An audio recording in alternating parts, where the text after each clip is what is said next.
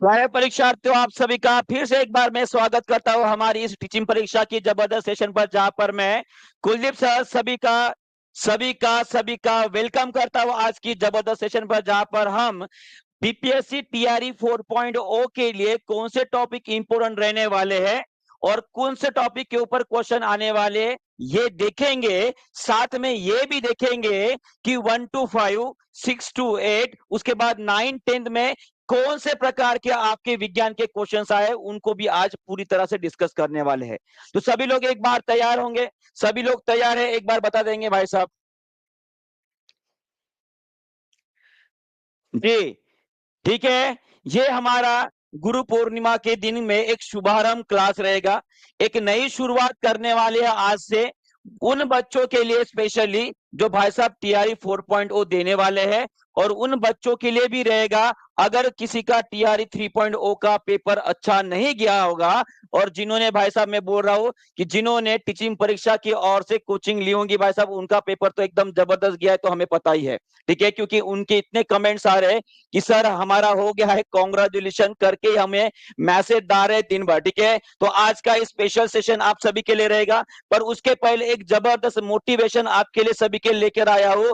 अगर मेहनत अच्छी है और सोच ना हारने की है, आपकी जुनून है आप में भाई साहब, तो बड़ी से बड़ी कौन सी भी एग्जामिनेशन या परीक्षा रहे भाई साहब, आपके सामने घुटने टेक ही देगी, उसको घुटने टेकना ही पड़ेगा। और यही जज्बा आज टीआरई 3.0 के बच्चों ने दिखाया है। और उन्होंने जो रात रात भर मैसेज किया, उन बच्चों के तो भाई साहब 3 बजे, सुबह के 3 बजे मैसेज आते थे कि सर इस टॉपिक में हमें डिफिकल्टी हो रही है, तो उनको भी हमने रिप्लाई दिया है। और क्या किस्मत बताएंगे भाई साहब, जिन्होंने मेहनत की है किस्मत उसी का साथ देता है। ये जो शायरी है, जो भी जिसने भी लिखा होगा, वो सच में होते हुए हमने देखा है इस बार। ठीक है जी, क्या बात है। सबका सबका बहुत बहुत कॉन्ग्रेचुलेशन, क्या बात हो, बहुत बढ़िया। और जिन किसी का भी भाई साहब मैं बोल रहा हूं, अगर किसी ने ज्वाइन किया मेरे सेशन किए हैं वाईटी के ऊपर, वो एक बार बता देंगे, वो एक बार ये बता देंगे कि उनका साइंस का पेपर कैसे गया है। पर उसके पहले तुरंत लेते हैं भाई साहब हमारी क्वेश्चंस, और आपके लिए एक बड़ी घोषणा भी करने वाला हूं। ठीक है, चलिए सभी लोग सबसे पहले इस क्वेश्चन का आंसर देंगे। इसका आंसर क्या रहेगा, चलिए बताइए इसका आंसर क्या रहने वाला है। और उन बच्चों को मैं कमेंट भी देखना चाहूंगा भाई साहब कि सभी लोग, लीलावती जी, अगर आपको कोई कोर्स लेना है तो आप हमारे टेक्निकल टीम को कॉल कर सकते हो। और बहुत बढ़िया सेशन चल रहा है वहां पे, गुरु पूर्णिमा के दिन भाई साहब 50% ऑफर भी चल रहा है टीआरई 4.0 के लिए। ठीक है, बहुत बढ़िया। चलिए इसका आंसर करेंगे सभी लोग। इसका आंसर क्या रहेगा, which of the following is a warm blooded. और ये जो क्लास है उन सभी के लिए तमाचा भी रहेगा, जिन्होंने ये बोला था कि सर एक का दुक्का क्वेश्चन आपने पढ़ा लिया और वही क्वेश्चन पेपर में आ गया होगा, तो ये कभी भी होता है। ठीक है, पर आपको बताना चाहूंगा कि कितने सारे क्वेश्चन हमारे आए हैं। जी बिल्कुल। ठीक है, इसका आंसर क्या रहेगा, which of the following is a warm blooded animal. देखिए ये टॉपिक मैंने भी पढ़ाया था, और मेरे कलीग जो भाई साहब विज्ञान पढ़ाने वाली आपकी मोना मैम है, उन्होंने भी पढ़ाया था। ये पूरे स्क्रीनशॉट के साथ आपको यहाँ पे दिखा रहा हूं, वार्म ब्लडेड एनिमल और कोल्ड ब्लडेड एनिमल। और वहां पे शायद अगर जिन बच्चों ने क्लास किया है भाई साहब, उनको पता है कि मोना मैम ने भाई साहब बीएमडब्ल्यू नाम की एक भाई साहब शॉर्ट किट भी आपको बताया था। माने कि गर्म खून वाले जो होते हैं जानवर भाई साहब, उनके बारे में। ठीक है, तो इसका आंसर क्या रहेगा, ये सभी के सभी क्या रहेंगे, आपके ठंडे खून वाले जानवर है। माने कि आंसर रहेगा आपका ऑप्शन नंबर ई। किन किन लोगों ने टिक किया है जी? जी हाँ सुजाता जी, बहुत बढ़िया।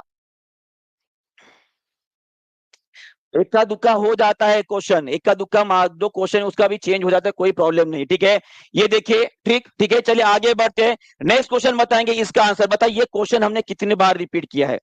आप ही ने क्या बोला था कि सर लेंस के ऊपर, मिरर के ऊपर, लाइट के ऊपर एक अलग से सेशन लीजिए, और भाई साहब अलग से सेशन लिया था। और आपकी वो जो बात थी भाई साहब, वो फंस गई एग्जामिनेशन में। उसने पूछ लिया कि भाई साहब व्हीकल में जो भाई साहब पीछे की ट्रैफिक देखने के लगा होता है आईना, उसमें कौन सा आईना होता है जी? बहुत बढ़िया, इसका आंसर रहेगा आपका कॉन्वेक्स, माने जिसे बोलते हैं हम उत्तल दर्पण। उत्तल दर्पण के बारे में आपको मैंने बताया था, ये देखिए उसका स्क्रीनशॉट। अगर कोई बोल रहा होगा कि कुलदीप सर ने नहीं पढ़ाया है, मैं उसके लिए लगा रहा हूं। जो बच्चे हमारे साथ है वो कभी नहीं बोलेंगे ऐसा, ठीक है? ये देखिए पूरा का पूरा पढ़ाया था, उसमें साथ साथ में ये पूरे के पूरे एग्जाम्पल आपको दिए थे विथ स्क्रीनशॉट, वाईटी के ऊपर कब लिया था, कौन से समय के ऊपर लिया था, ये पूरा का पूरा स्क्रीनशॉट विथ प्रूफ, ठीक है? चलिए आगे बढ़ते, इसका आंसर क्या रहेगा सभी लोग बताएंगे, बताइए।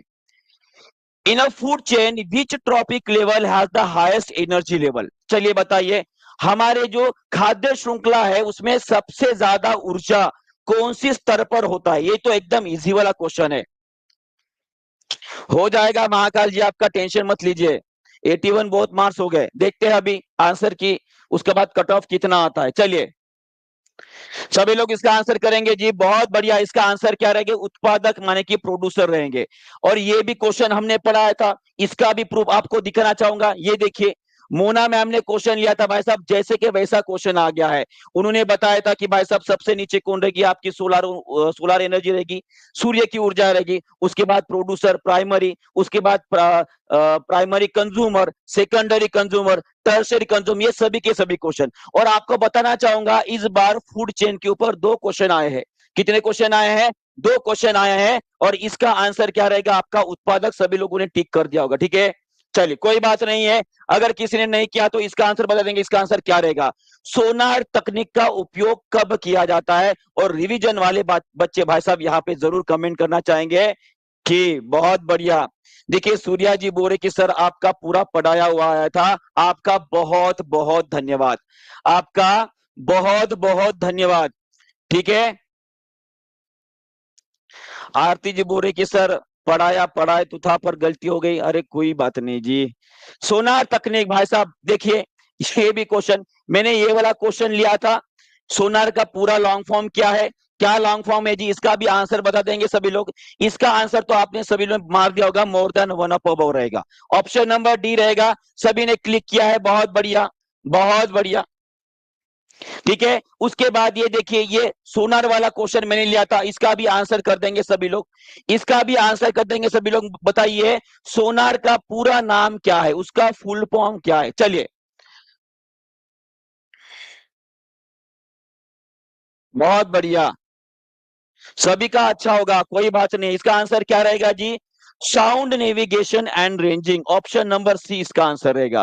क्या रहेगा? ऑप्शन नंबर सी रहेगा। और ये भी भाई साहब मैंने पढ़ाया था, और यहाँ पे आपको बताया था कि जो सोनार सिस्टम होती है भाई साहब, कोई भी ऑब्जेक्ट जैसे कि सबमरीन हो गई, बहुत बड़ा अगर कोई पत्थर हो गया, वो अगर बीच में आ गया है तो उसे ढूंढने के लिए भी हम किसका इस्तेमाल करते हैं? सोनार का इस्तेमाल करते हैं, ठीक है? चलिए नेक्स्ट क्वेश्चन आप सभी के लिए, 42 नंबर का क्वेश्चन ये रहा। इलेक्ट्रिक फ्यूज भाई साहब, इसके बारे में हमने कितने बार डिस्कस किया है और इसका वर्किंग आपको कितने अच्छे से मैंने बताया था। चलिए बहुत बढ़िया, चलिए सभी लोग आंसर करेंगे, सभी लोग इसका आंसर करेंगे, सभी लोग इसका आंसर करेंगे। इसका आंसर क्या रहेगा?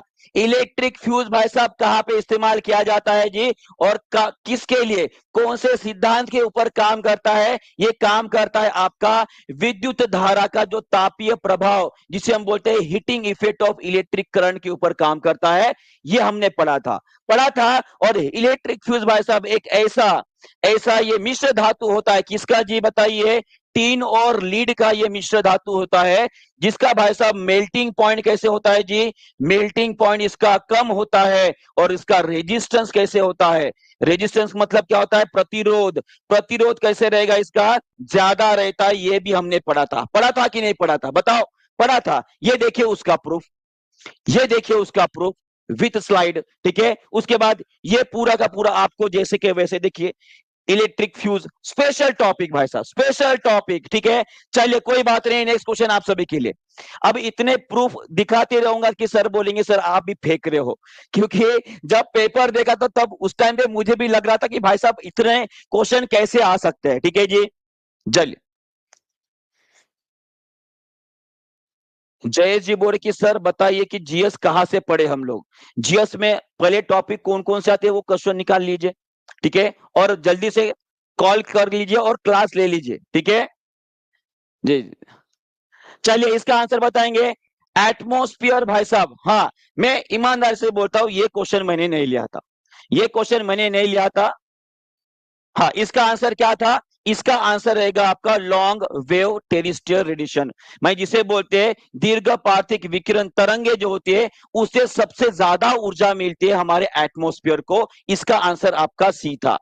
ठीक है जी हाँ बिल्कुल। ठीक है ये देखिए सोलर एनर्जी का टॉपिक मैंने लिया था, वहां पे मैंने थोड़ा शॉर्टकट में बताया था।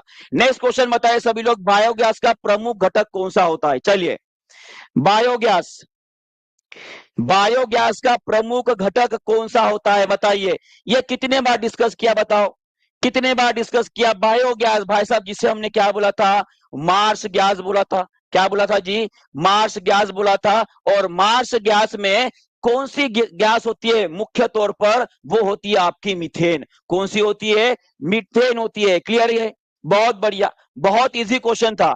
और ये देखिए as it is question, as it is question. ठीक है चलिए नेक्स्ट क्वेश्चन आप सभी के लिए बताइए, ये क्वेश्चन मैंने लिया था और यहाँ पे आपको बताया था कि बायोगैस में सबसे ज्यादा कौन सी गैस होती है, मीथेन होती है। इथेनॉल भाई साहब ये होती है। सीएनजी में कौन सी गैस होती है, सीएनजी में भाई साहब मीथेन होती है, ये आपको ध्यान में रखना है।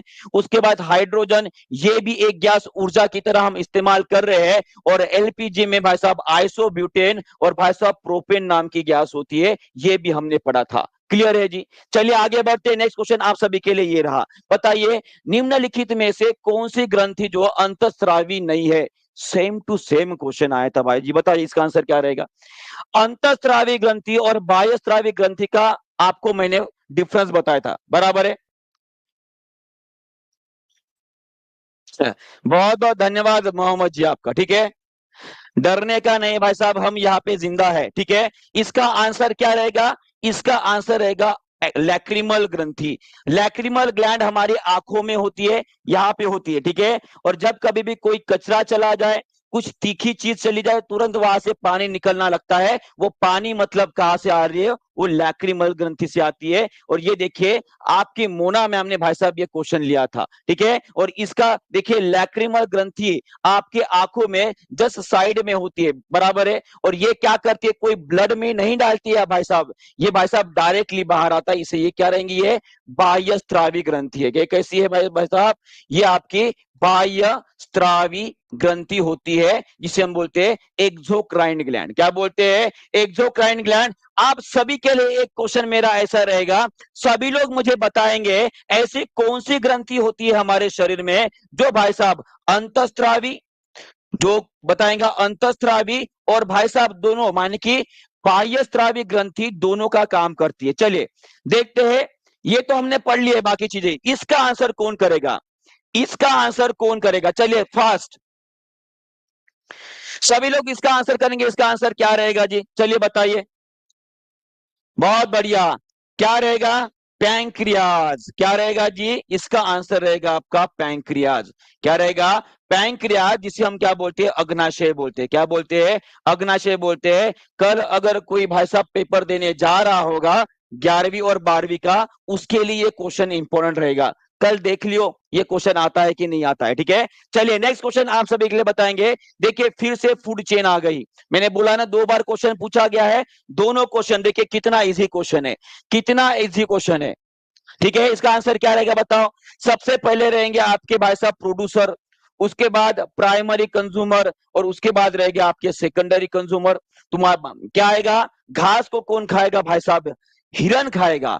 और हिरन को कौन खाएगा, आपका बाघ खाएगा। माने कि ऑप्शन नंबर सी आपका सही रहेगा। और मुझे लगता है कि इस क्वेश्चन को किसी ने रॉन्ग नहीं किया होगा, इस क्वेश्चन को किसी ने रॉन्ग नहीं, क्योंकि बहुत ही इजी क्वेश्चन था। ठीक है चलिए आगे बढ़ते, ये मैम ने पढ़ाया था भाई साहब। अब कितने प्रूफ दूं, आप बोलोगे सर फेंक रहे हो, और कुछ कुछ बच्चे बोल रहे भी होंगे, कुछ बच्चे बोल भी रहे होंगे कि साहब फेंक रहे हैं। फेंक नहीं रहा हो भाई साहब, ठीक है फेंक नहीं रहा हो। ठीक है चलिए इसका आंसर बता देंगे। What are the characters that makes the plant hydrophyte. बताइए, हाइड्रोफिटिक प्लांट्स के बारे में पूछा गया है और ये क्वेश्चन भाई साहब हमने नहीं लिया था, ईमानदारी से बता रहा हूं। मैं बोल रहा हूं सिर्फ 3 क्वेश्चन छोड़कर बाकी पूरे के पूरे क्वेश्चन आए थे। इसका आंसर क्या रहेगा बताओ। इसका आंसर क्या रहेगा? पादप जो भाई साहब जलोदभिद होते हैं उनमें क्या विशेषता होती है? क्या उनमें वायु तक उपस्थिति होती है? होती है, जी हाँ होती है। उसमें क्या भाई साहब presence of well develop vascular system होती है? जी नहीं होती है। एब्सेंस ऑफ मैकेनिकल टिश्यू होते हैं? ये और ये आपका सही उत्तर था। माने कि आपका आंसर आना चाहिए भाई साहब more than one up above. ठीक है, ये आंसर रहा होगा, ये आंसर रहा होगा। जी बिल्कुल बिल्कुल, करा देंगे, सभी कुछ करा देंगे। ठीक है, और ये रहे आपके हाइड्रोफोराइट्स, माने कि ऐसे पौधे जो जल में रहते हैं। सीधी सीधी बात है, जिसको पता है कि भाई साहब कमल का फूल कैसे होता है उसने तो वो क्वेश्चन कर ही लिया होगा। ठीक है, चलिए आगे बढ़ते हैं। उसके बाद और कुछ पौधे हैं जो आपको ध्यान में रखने हैं।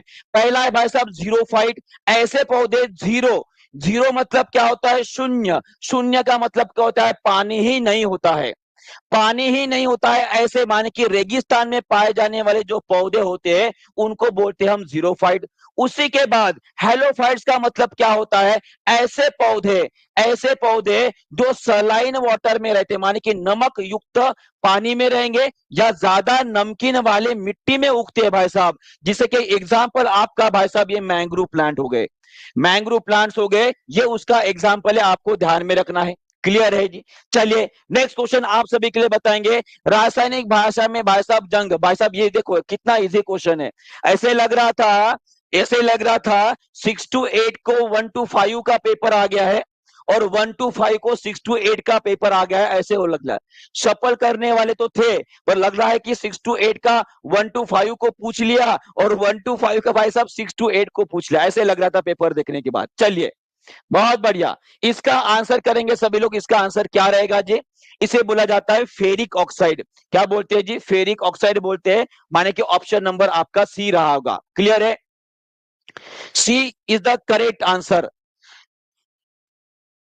जी बिल्कुल ठीक है, चलिए आगे बढ़ते। ये पूरा का पूरा शीट आपका, ये भी हमने पढ़ा चुके, अभी कितना प्रूफ दूं। ठीक है, the relationship between the algae and fungi, बताइए ये कितनी बार रिपीट हुआ होगा? चलिए बताइए इसका आंसर क्या रहेगा?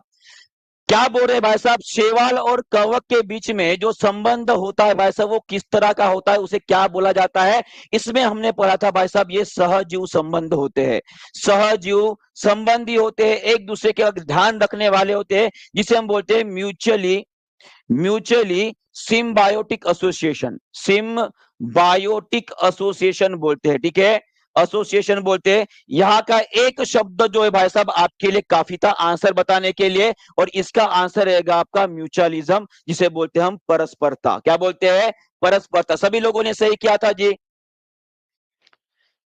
क्लियर है? चलिए बहुत बढ़िया, चलिए आगे बढ़ते हैं।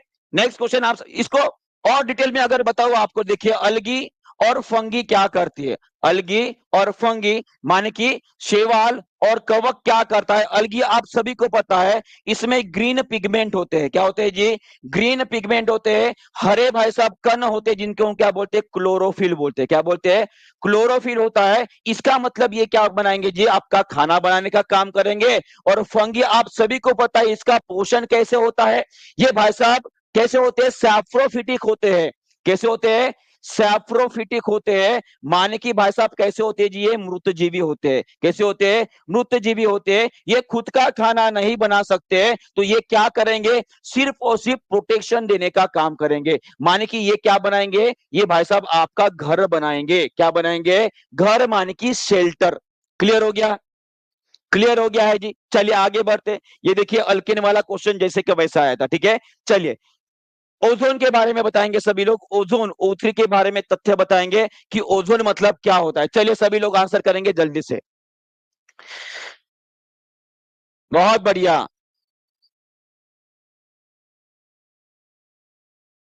बहुत बढ़िया, इसका आंसर करेंगे सभी लोग। भाई साहब ओजोन, O3 के बारे में बताइए। सबसे पहले तो उसने बोल दिया कि ये स्टेबल गैस है, ये आपका गलत हो गया। ये मध्य मंडल में होता है भाई साहब, ये भी आपका गलत हो गया। या स्ट्रेटोस्फीयर में होता है, आप सभी को पता है। ये उच्च तरंगे दैर्घ्य विकृत करता है भाई साहब, ये भी गलत हो गया। यहाँ पे चाहिए भाई साहब कैसे है? कम। ठीक है, जी हाँ, तो आपका आंसर क्या रहेगा? उपरोक्त में से एक भी नहीं, माने कि ऑप्शन नंबर ई जो है ये आपका सही रहेगा। और मुझे लगता है कि इसका आंसर सभी ने किया होगा। क्लियर है जी? बहुत बढ़िया, बहुत बढ़िया। जल्दी जल्दी सभी बच्चे एक बार लाइक और शेयर भी कर देंगे। बहुत बढ़िया। चलिए आगे बढ़ते हैं। और ये रहा आपका ओजोन, और ओजोन को घातक, वो सभी लोग मुझे बताएंगे कि ओजोन लेयर भाई साहब कौन से लेयर में होती है। ये होती है आपकी स्ट्रेटोस्फीयर में होती है। कहां पे होती है? स्ट्रेटोस्फीयर में होती है, जिसे हम समताप मंडल बोलते हैं। क्या बोलते हैं जी? समताप मंडल बोलते हैं। और सभी लोग मुझे बताएंगे कि इसका अंतर कितना होता है, कौन से अंतर माने की दूरी पे मिलते हैं। चलिए सभी लोग इसका आंसर करेंगे, कौन से दूरी पे हमें ओजोन लेयर देखने को मिलता है। चलिए सभी लोग इसका आंसर करेंगे। सभी को ध्यान में रखना है, 15 से 35 किलोमीटर, 15 से 35 किलोमीटर के बीच में आपको ओजोन देखने को मिलता है। क्या मिलता है? ओजोन लेयर देखने को मिलता है। क्लियर है? चलिए बहुत बढ़िया, आगे बताएंगे। बताओ इसका आंसर क्या रहेगा।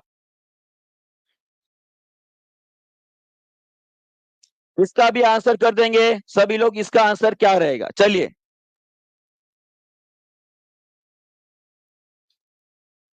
Which one of the following is a plant hormone, बताइए। ये आपको मैंने बताया था कि ये हेड टीचर में क्वेश्चन आया है। ये हेड टीचर बीपीएससी में क्वेश्चन आया था भाई साहब, उसके पहले भी मैंने करवाया था।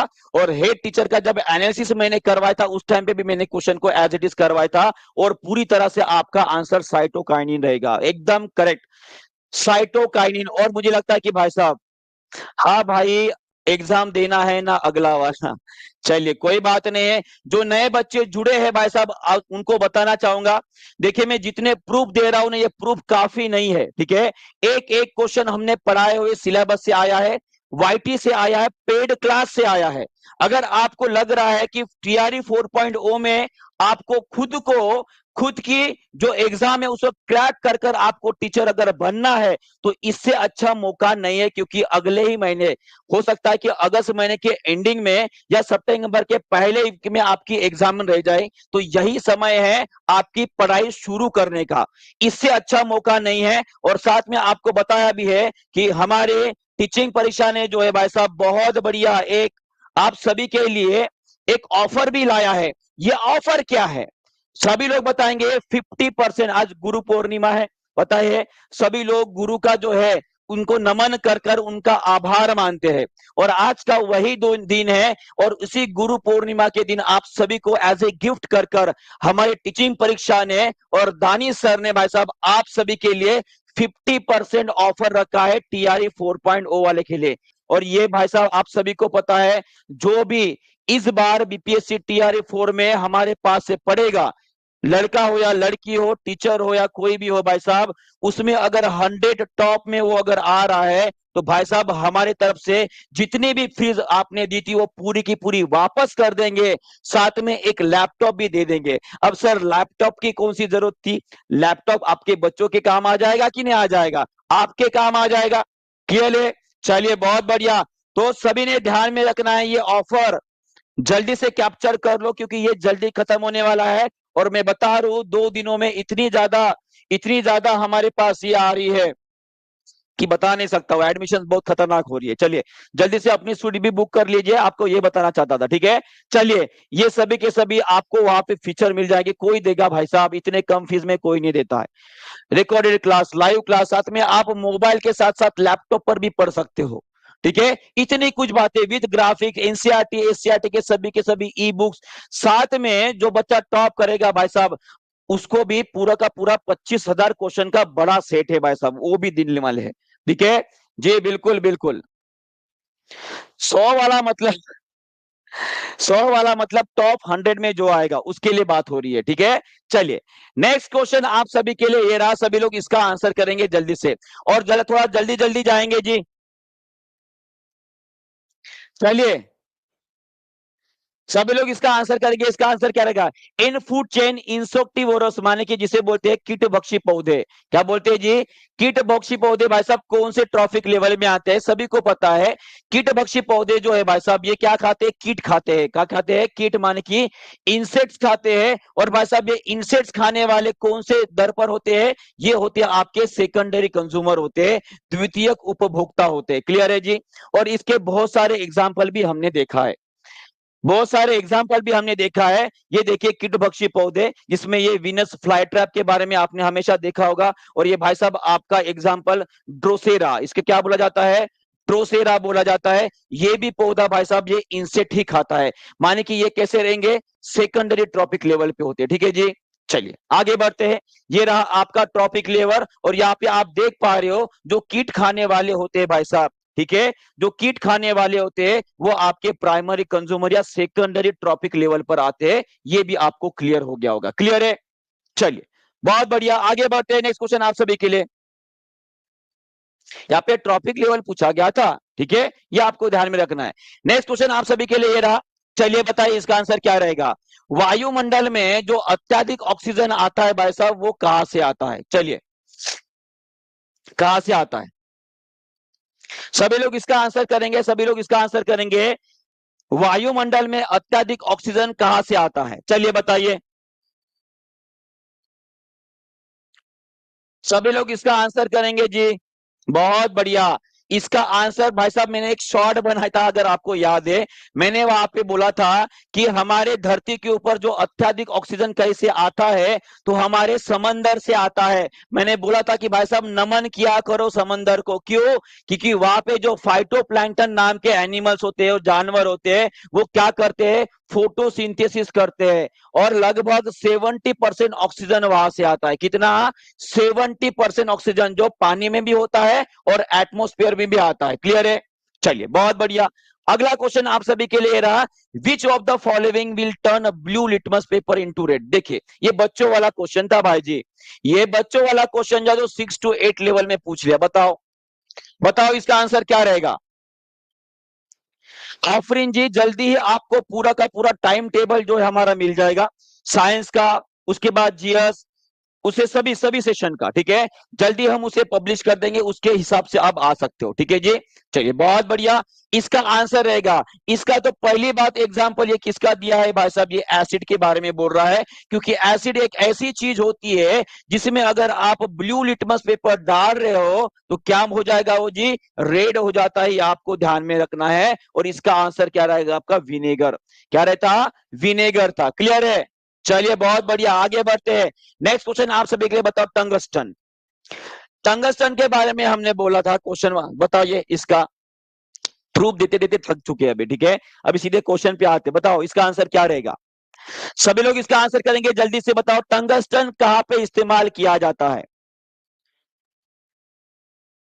आंसर बताएंगे सभी लोग, बातचीत बात में करते रहना। चलिए सभी लोग इसका आंसर करेंगे जी, इसका आंसर क्या रहेगा। बहुत बढ़िया।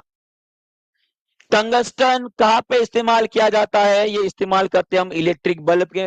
और भाई साहब ये कौन से सिद्धांत के ऊपर काम करता है, इसका भी आंसर दे देंगे सभी लोग, इसका भी आंसर कर देंगे सभी लोग कि इलेक्ट्रिक बल्ब जो होता है टंगस्टन, वो कौन से सिद्धांत के ऊपर काम करता है। ये काम करता है आपका heating effect of electric current के ऊपर। किसके ऊपर, heating effect of electric current के ऊपर काम करता है। ये भी आपको ध्यान में रखना है। क्लियर है, चलिए बहुत बढ़िया, आगे बढ़ते हैं। ये देखिए जैसे कि वैसा क्वेश्चन आया था, अब क्या बताओ कितने कितने प्रूफ दूं आपको। चलिए नेक्स्ट क्वेश्चन आप सभी को, बताइए इसका आंसर क्या रहेगा। ये बोल रहे हैं भाई साहब कि अगर दो वस्तु के बीच की दूरी जो है वो दो गुनी कर देंगे तो गुरुत्वाकर्षण बल क्या हो जाएगा। ये तो एकदम इजी वाला क्वेश्चन था। और मैं अब क्या बोलूं, ये सेम टू सेम क्वेश्चन मैंने लिया था, सेम टू सेम क्वेश्चन, कोई भी अंतर नहीं। देखिए विथ ऑप्शन आप देख सकते हो, देखो, if the distance between the two masses is double then what happen to the gravitational force. माने कि अगर दो द्रव्यमान के बीच की दूरी अगर दो गुनी कर दे तो भाई साहब अब क्या बोलू, क्या हो जाएगा, चार गुना कैसे हो जाएगा, कम हो जाएगा ना फोर्स आपका, कम हो जाएगा। माने कि आंसर आपका ए रहेगा, एक चौथाई हो जाएगा। गुरुत्वीय बल क्या हो जाएगा, एक चौथाई हो जाएगा। क्लियर है जी, जी प्रज्ञा जी, जितने जिसने मेहनत की है, मैं बोल रहा हूं ना, घुटने टेकने टेकना है सभी को, ठीक है। आपको अगर आपने ईमानदारी से मेहनत की है तो आपको सक्सेस अवश्य मिलने वाली है। चलिए नेक्स्ट क्वेश्चन आप सभी के लिए, बताइए एसपीएम का लॉन्ग फॉर्म पूछा गया है। एसपीएम का लॉन्ग फॉर्म क्या होता है जी, ये होता है आपका सस्पेंडेड पर्टिकुलेट मैटर माने कि ये होता है निलंबित कणिका तत्व होते हैं, ये भी आपने टिक किया होगा। किसी ने अगर नहीं किया तो एक बार इसे देख भी लेंगे कि एसपीएम का लॉन्ग फॉर्म क्या है, सस्पेंडेड पर्टिकुलेट मैटर भाई साहब। और इसी के वजह से दमा, लंग्स की बीमारियां जो होती है भाई साहब, ये इसी के वजह से होती है। और आजकल आप सभी को पता है एयर पोल्यूशन इतना ज्यादा बढ़ गया है कि उसके वजह से उसमें छोटे छोटे डस्ट पार्टिकल बढ़ गए, उसके वजह से लंग्स के प्रॉब्लम भी बढ़ रहे हैं। क्लियर है? चलिए आगे बढ़ते हैं। नेक्स्ट क्वेश्चन आप सभी के लिए, हाँ, सस्पेंडेड पर्टिकुलर मैटर जिसे हम एसपीएम बोलते हैं, उसके भाई साहब ये साइज भी आपको ध्यान में रखना है। वो है आपका 0.01 माइक्रोमीटर से लेकर वो रहेगा आपका 100 माइक्रोमीटर के बीच में रहता है उसका साइज, ये भी आपको ध्यान में रखना है। क्लियर है जी? क्लियर है? चलिए भाई साहब आगे बढ़ते हैं। नेक्स्ट क्वेश्चन आप सभी के लिए, the distance between the earth and the sun is greater during, बताओ। ये डिपेंड करता है, आपने केपलर्स लॉ पढ़ा होगा, केपलर्स लॉ पढ़े थे हमने ग्रेविटेशन में, वहां पे एक फार्मूला पढ़ा था, T square directly proportional to the R to the power 3। ठीक है, ये फार्मूला हमने पढ़ा था भाई साहब, उसी के सिद्धांत के ऊपर ये क्वेश्चन पूछा गया था और इसका आंसर क्या था बताओ। ये देखिए, जब कभी भी आप सभी को पता है कि हमारी धरती जो है एग्जैक्टली गोलाकार आकार में नहीं घूमती है, वो थोड़ा सा इलिप्टिकल आकार में घूमती है, माने कि अंडाकृति गति में घूमती है। ठीक है, और इसमें जब अर्थ और सन का, माने कि हमारी धरती और सूरज का अंतर सबसे ज्यादा होता है, उसे बोला जाता है एफ्लियन बोला जाता है। क्या बोला जाता है? एफ्लियन बोला जाता है। और सबसे कम अंतर जो होता है जिसे हम पेरीहेलियन बोलते हैं। ठीक है, तो आपने ज्यादा अंतर पूछा है तो आपका आंसर क्या रहेगा? एफ्लियन, माने कि ऑप्शन नंबर सी इसका करेक्ट आंसर था। किस किस लोगों ने सही किया था जी, एक बार बता देंगे। दोनों में करा रहे वसीम जी? अभी बच्चे बोलेंगे कि सर हमें हिंदी में कराओ, कुछ बच्चे बोलेंगे सर हमें इंग्लिश में कराओ, तो दोनों में कराने की कोशिश कर रहा हूं। बराबर है? जी जी बिल्कुल। बीपीएससी टीआरए 4.0 की अलग से प्लेलिस्ट बन जाएंगी, सभी लोग इसका भी ध्यान रखेंगे। ठीक है जी, चलिए नेक्स्ट क्वेश्चन देखते हैं, इसका आंसर बताएंगे सभी लोग। Which of the following is a source of renewable energy, चलिए बताइए इसका आंसर क्या रहेगा।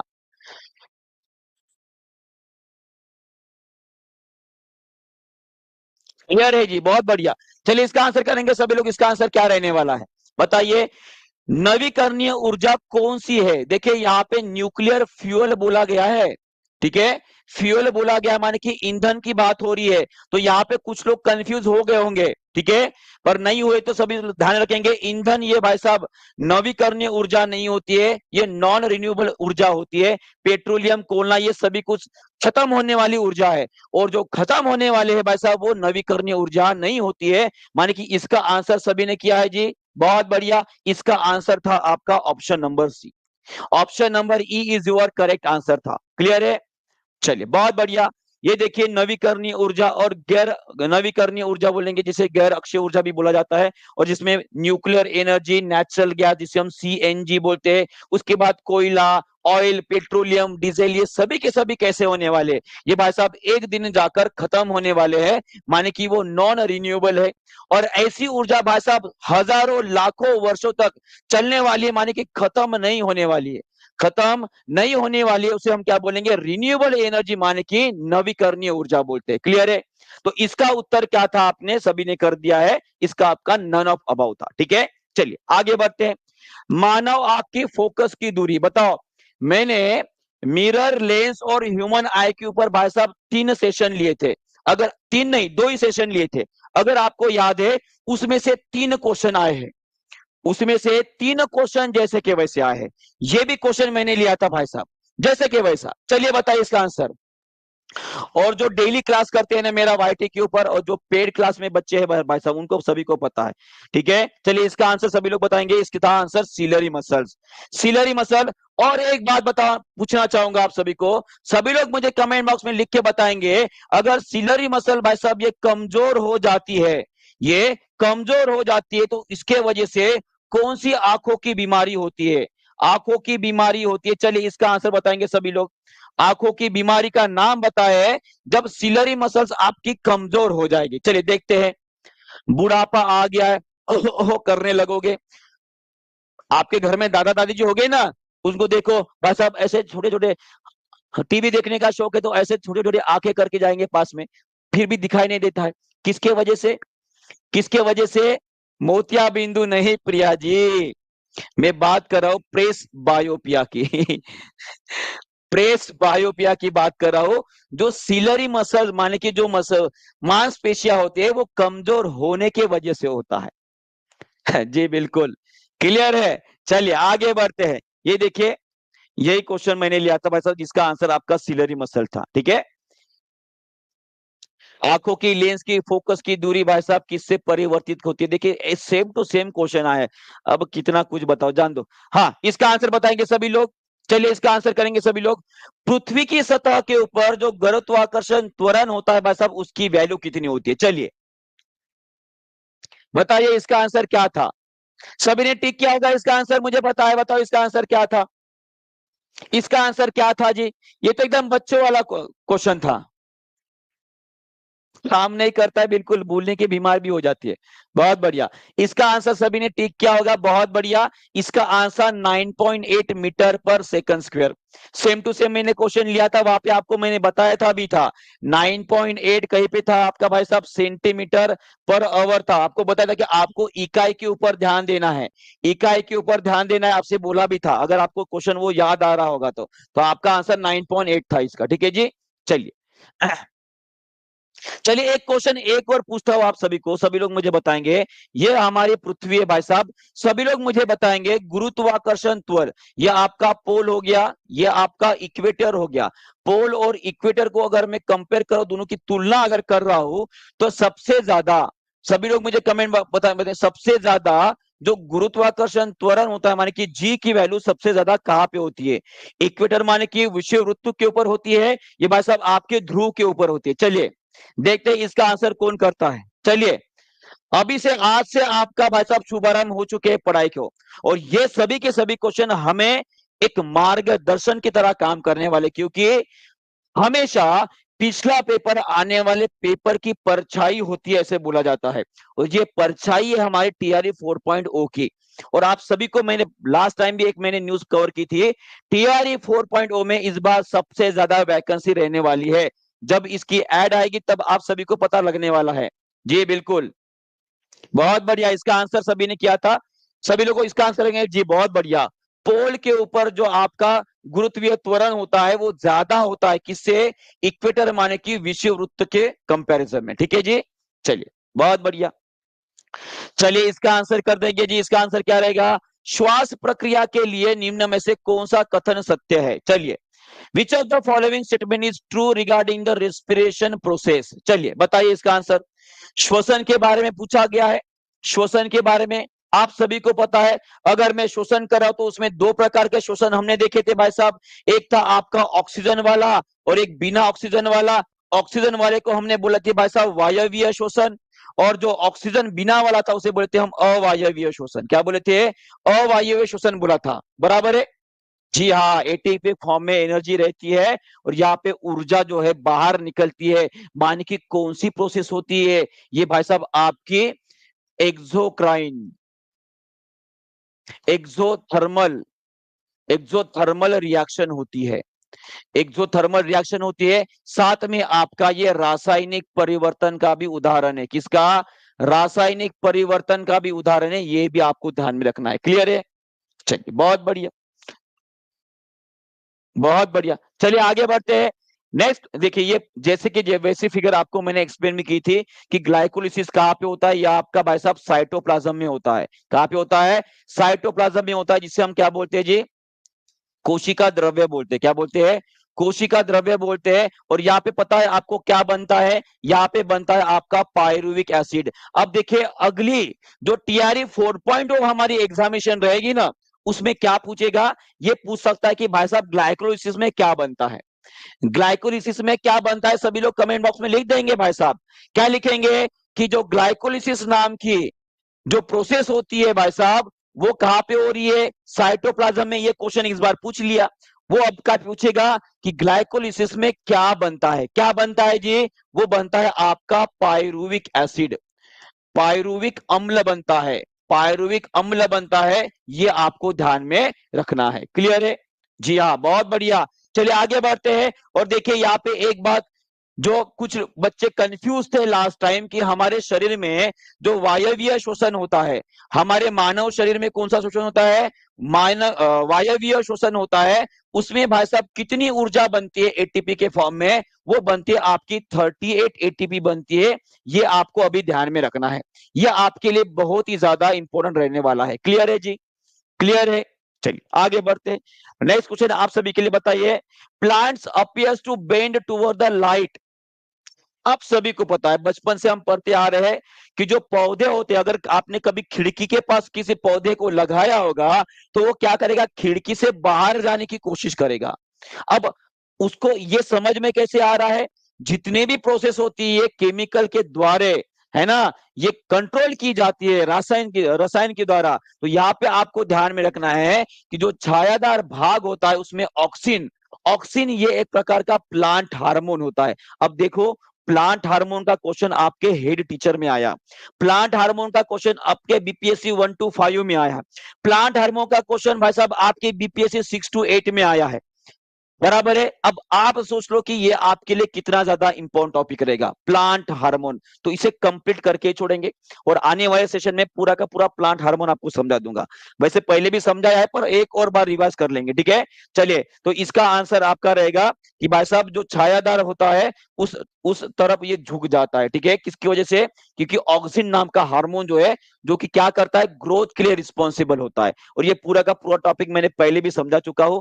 जो साइटोकाइनिन होता है भाई साहब, ये सेल डिवीजन करता है। क्या करता है, सेल डिवीजन करता है, माने कि कोशिका का वो विभोत्तर करता है, बहुत फास्ट उनको बढ़ाता है। और ऑक्सिन क्या करता है, ये ग्रोथ ग्रोथ और भाई साहब जो इलोंगेशन होता है, माने कि उनकी जो ग्रोथ होती है, बढ़ते हैं ना ऊपर, उनको कंट्रोल करने का काम करता है। उसके बाद सबसे इंपॉर्टेंट कोई हार्मोन आपके लिए होगा तो वह आपका इथिलीन हार्मोन। कौन से जी, इथिलीन। ये इथिलीन क्या करता है भाई साहब, ये आपके जो फ्रूट्स होते हैं ना, फ्रूट्स, उनको पकाने का काम करता है। इसे हम नेचुरल राइपनर बोलते हैं, माने कि क्या बोलेंगे, प्राकृतिक तरीके से फल अगर पकता है, जो पके हुए आपने फल खाए होंगे ना भाई साहब, किसके वजह से पके हैं, वो इथिलीन की वजह से पके हैं। क्लियर है जी। चलिए आगे बढ़ते हैं। ये बहुत कुछ पढ़ा चुका हूं, ठीक है। तो अभी तो मैं फिलहाल क्वेश्चन ही डिस्कस करने आया था, ठीक है। निकी जी डरना नहीं है, डरना नहीं है। टीआरई 4.0 में आपने अगर रजिस्ट्रेशन कर रहा है टीचिंग परीक्षा में, तो मैं आपको गारंटी के साथ बोलने वाला हूं कि जो जो बच्चे हमारे टीआरई 4.0 में रजिस्टर करेंगे, हम कोशिश करने वाले कि वो बच्चे टॉप 100 में आए। कहां पे आए, टॉप 100 में आए, ये हमारी कोशिश रहेगी।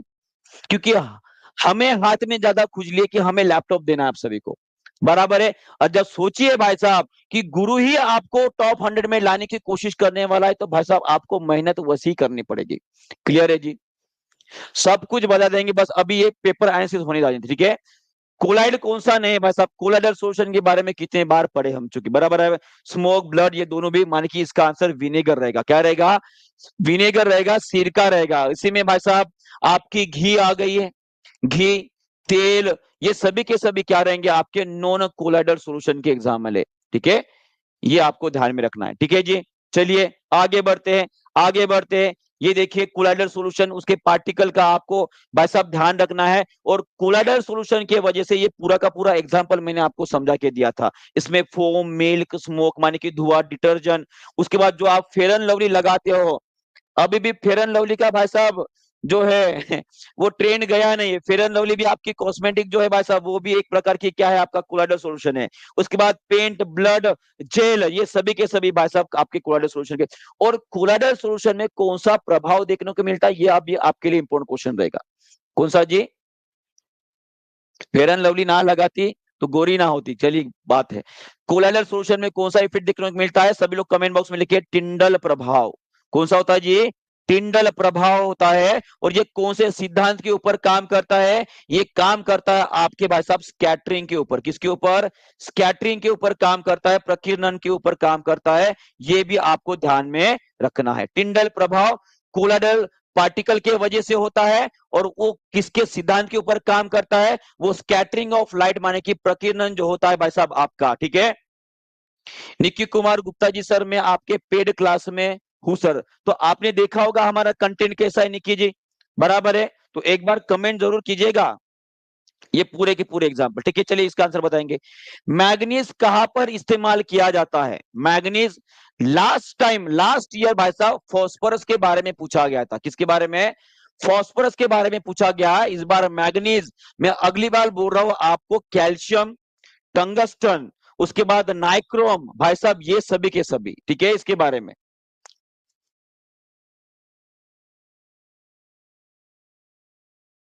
ये आयुषी सभी के सभी जो क्लासेस है अभी रिकॉर्ड होना शुरू जाएंगे, क्योंकि बीपीएससी टीआरए 3.0 के लिए हम प्रिपरेशन कर, वो क्लास आप वहां पे कर रहे थे, बराबर है। अभी नया सेशन चालू हो रहा है आज से, बराबर है। तो कल से आपको नए पेड वाले क्लासेस जो वो मिलने शुरू हो जाएंगे, ठीक है। ये आपको ध्यान में रखना है, नए वाले क्लासेस, उसमें नया कंटेंट भी ऐड होगा, क्योंकि ये पेपर की हम राह देख रहे थे कि किस टॉपिक के ऊपर क्वेश्चन आने वाला है। उस टॉपिक को हम बार बार रिपीट कर आपको याद करवाने वाले। क्लियर है जी?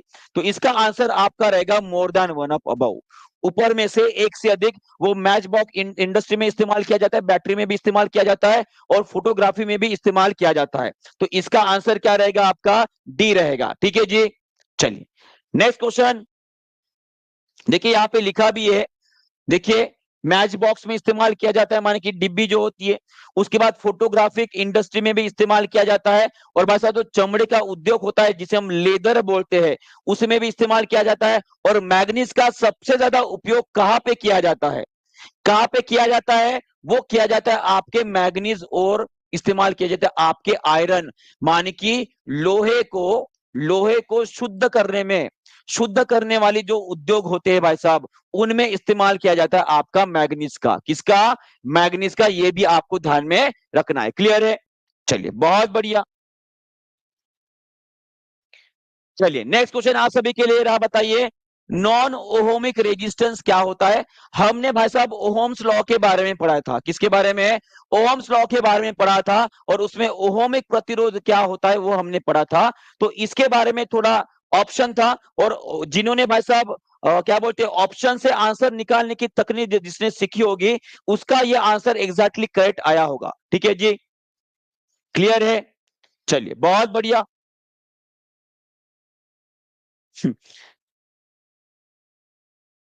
चलिए सभी लोग इसका आंसर करेंगे। इसका आंसर क्या रहेगा जी? देखिए इसका आंसर था आपका टॉर्च बल्ब। इसका आंसर था आपका टॉर्च बल्ब, ठीक है जी। जी देखिए सभी लोग ध्यान रखेंगे, ओहमिक रेजिस्टेंस माने कि ओहमिक जो प्रतिरोध होती है, इसका मतलब क्या होता है? जो V is equal to I R को फॉलो करते हैं, माने कि जिसका अगर मैं भाई साहब V और I का ग्राफ निकालूं, तो अगर वहां से स्ट्रेट लाइन निकल रही है, माने कि ये स्ट्रेट लाइन सीधी रेखा किसको निर्देशित करती है? रेजिस्टेंस माने कि प्रतिरोध को निर्देशित करती है, बराबर है। और इस तरह से ग्राफ किसी का निकल रहा है तो उसे बोलेंगे हम ओहमिक रेजिस्टेंस। क्या बोलेंगे?